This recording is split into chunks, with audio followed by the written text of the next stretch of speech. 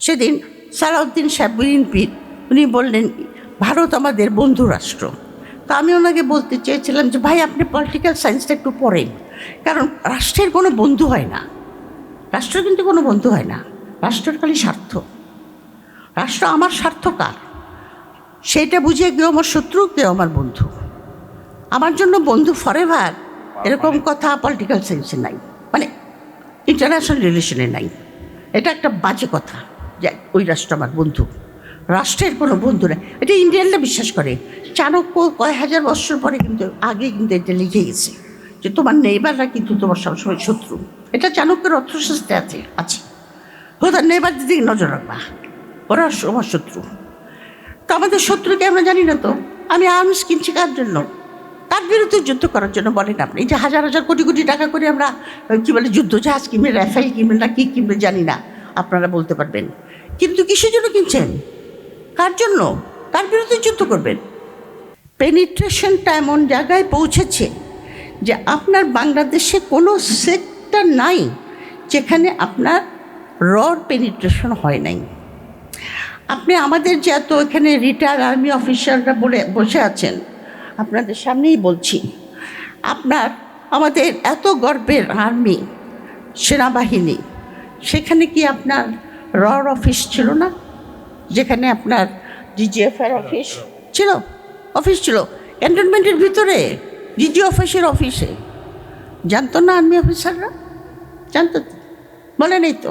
আমাদের টাকায় তো বেতন হয় তাদের, বলে নেই তো? তারা সহযোগিতা করেছে তাদের সঙ্গে। এমন পেনিট্রেশন যে এক ভদ্রলোক আমাকে বলে কি যে শোনে না পা, আল্লাহ তাআলা যখন হযরত আদম এবং বিবি হাওয়াকে বেহেশত থেকে বার করে দিচ্ছিলেন ওই যে আপনার নিষিদ্ধ ফল খাওয়ার জন্য, তখন শয়তান বলল না যে আমাকেও তুমি পারমিশন দাও, আমি সবসময় মানুষের সঙ্গে সঙ্গে থাকবো তাদেরকে বিভ্রান্ত করার জন্য। তা আল্লাহ তাআলা বলেছিলেন হ্যাঁ, সেই জন্য শয়তান আমাদের সঙ্গে সঙ্গে আসে সবসময়, যে কোনো সময় বুদ্ধি দিয়ে ফেলে। তো এখন আমাকে বলে কি যে আমাদের বাঙালি মুসলমানদেরকে বের করার সময় আল্লাহ তাআলা বলেছে তোদের সঙ্গে সঙ্গে একটা করে র থাকবে, সব সময় একটা করে র থাকবে তোদের সঙ্গে সঙ্গে।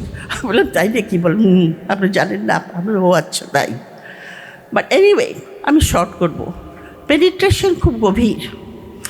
এই জুলাই অভ্যুত্থানে আমি ভেবেছিলাম ব্যক্তিগতভাবে জুলাই অভ্যুত্থান কিছু আমি দেখতে পারবো, সেটাই আমি ভাবি নাই। আমি কিন্তু ভেবেছিলাম যে বাংলাদেশকে শৃঙ্খলিত অবস্থায় আমার মৃত্যু হবে। কিন্তু দেখে আমি আশান্বিত হয়েছিলাম যে একটা নতুন বাংলাদেশ, আমাদের আত্মমর্যাদা, আমাদের সভরেনিটি, আমাদের স্বাধীনতা সমুন্নত থাকবে, আমরা একটা ফরেন পলিসি থাকবে যেটা সাবসার্ভিয়েন্ট হবে না, এই সমস্ত। কিন্তু 15 মাস পরে, হাদির মৃত্যুর পরে আবার সেই স্বপ্নটা অনেক অংশে ধূলিসাৎ হয়ে গেছে। কারণ আমি দেখছি নাম্বার 1 কোনো ঐক্য নাই, আর কোনো ঐক্য নাই। আবার আমাদের সমাজের মধ্যে সেই বিভাজন যেটা মুক্তিযুদ্ধের পরে তৈরি করে দিয়েছিল ইন্ডিয়া, স্বাধীনতা বিরোধী, স্বাধীনতার পক্ষ, চেতনা বিপক্ষ ইত্যাদি, সেই ডিভিশনটা আবার দেখা যাচ্ছে ওপেনলি। এখন রাজাকার, মৌলবাদী এই সমস্ত শব্দ আবার ফেরত এসেছে, যেগুলি আমাদের ইয়াং জেনারেশন শুনতে চায় না। আমাদের ইয়াং জেনারেশন কিন্তু বলেছে যে এই পুরানো রাজনীতি আমাদের সঙ্গে করবেন না, কিন্তু ওই শব্দগুলি আবার ফেরত এসেছে। ঐক্য নষ্ট হয়ে গেছে। সবচেয়ে বড় জিনিস হলো যে সমস্ত কথা আমরা শুনতে পাচ্ছি আমাদের সর্ববৃহৎ রাজনৈতিক দলগুলির ব্যাপারে, তাতে আমাকে খুব হতাশাগ্রস্ত করে তুলেছে। তো এখানে আপনারা সবাই বসেছেন, নাম দিয়েছেন আজাদির মঞ্চ, কিন্তু কি করে এই আধিপত্যবাদ থেকে বেরোবেন সেটা কিন্তু একটা $1 মিলিয়ন কোশ্চেন। সভা সমিতি করে, মিছিল করে রাস্তায় আমরা এই আধিপত্যবাদ থেকে বেরোতে পারবো না। এখানে আধিপত্যবাদের জন্য যেটা দরকার হবে একটা ইস্পান কঠিন একটা ঐক্য জনগণের ভিতরে। এমনকি যে পলিটিক্যাল পার্টি আপনার ওই ফ্যাসিবাদের দোসরদের কথা বলবে, অথবা যারা আপনার বন্ধুরাষ্ট্র, আর একটা কথা আমি বুঝি না, বন্ধুরাষ্ট্র। সুতরাং আপনার যে জিনিসটা আমি বলতে চাইছি, এগেন আমি শর্ট করে ফেলবো, সেটা হলো যে আপনার এই যুদ্ধে জয় পেতে হলে আমাদের ঐক্যবদ্ধ হতে হবে।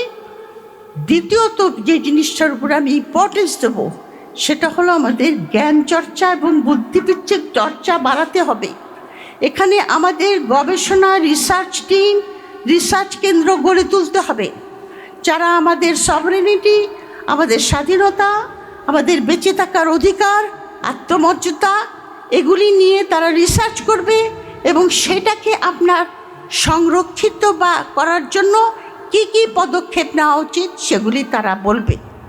জ্ঞান চর্চা এবং বুদ্ধিবৃত্তি চর্চার অত্যন্ত প্রয়োজন। থার্ড হলো নিজেদের সংস্কৃতির দিকে নজর দিন। আমরা সবাই এখানকার মুসলমান, 90% মুসলমান।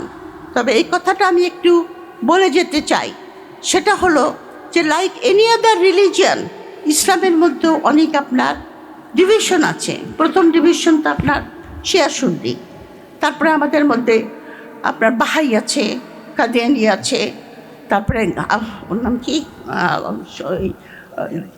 কাদিয়ানি নাও যে যারা আপনার আগা খানকে মানে, যাই হোক এগুলি সব ইসমাইলি, হ্যাঁ এরকম খ্রিস্টানদের মধ্যেও আছে। খ্রিস্টানরা তো ওরকম মনোরথিক না, হিন্দুদের মধ্যেও আছে। এই জিনিসটা আমাদের মনে রাখতে হবে, বুঝলেন।